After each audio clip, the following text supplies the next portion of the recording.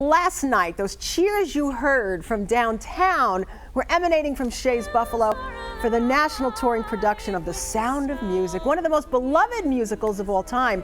Directed by three-time Tony Award winner Jack O'Brien, this production is a fresh take on the characters that we know so well. And in the starring role of Maria, we introduce you to Charlotte Maltby, who brings this amazing woman's story to life. And she joins us this morning. There she is. How are you? I'm great. How are you? Good, Charlotte. We welcome you to Buffalo. How did it go last night? Oh my God, incredible. I mean, these audiences are so electric. And it's a full house. There are very few seats still available, so get your tickets as soon as we you can. love this musical. And I understand, again, this is a fresh take on these characters, because if you really read the story, which was, by the way, meant for Broadway and not for the film industry, Maria is only a few years older than Liesl.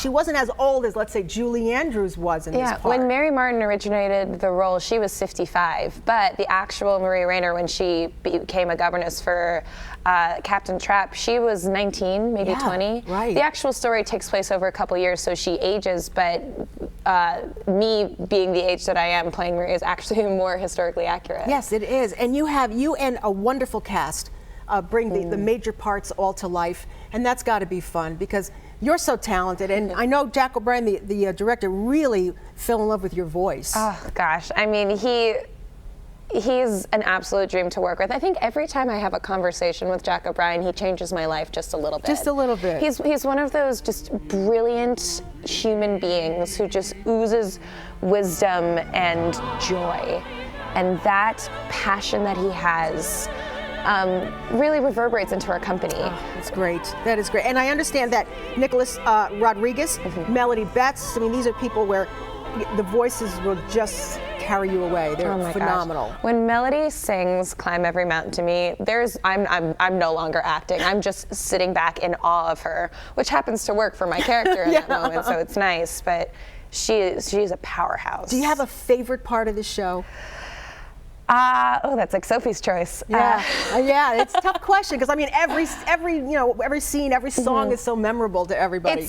It's a perfect musical, and that's so incredible. But I think my favorite moment would have to be The Lonely Goatherd. Oh yes, because I have such an interesting relationship with that number, because when I first was reading the script, I really didn't understand why that song was in the show, other than it being a cute song with the kids.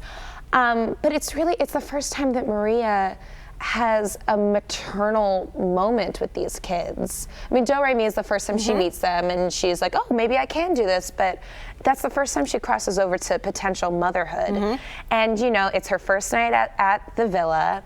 The kids are running into her room scared of a thunderstorm, and she's going, what do I do? Like, when you have kids crying and scared at you, what do? You cheer them up, you take their mind off it, you make them laugh, and that's what the song is.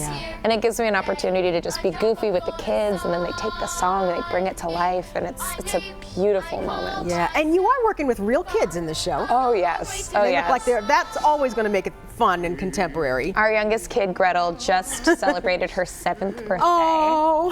Yes, and and not only are they real kids age-wise, but just personality-wise, they don't feel like little marching machines. Right. They're real kids. Will you keep the same kids throughout the entire run of the show, or do they, do they move in and out? Yeah, these kids, our littlest Gretel has been around for a little bit longer, but all the kids are fairly new, and they'll be with us through till the end of the run when we close on July 23rd. Wow. And we love it, Charlotte, when we get to meet you and the people who star in these great shows at Sheas, because we know that the Sheas experience means a lot to our visiting actors, to have a theater to perform in that is as beautiful looking out as it is for the audience looking in. It's got to be really special for you. You won't forget it. Well, one of my favorite things about touring is that we get to perform in different theaters in each city.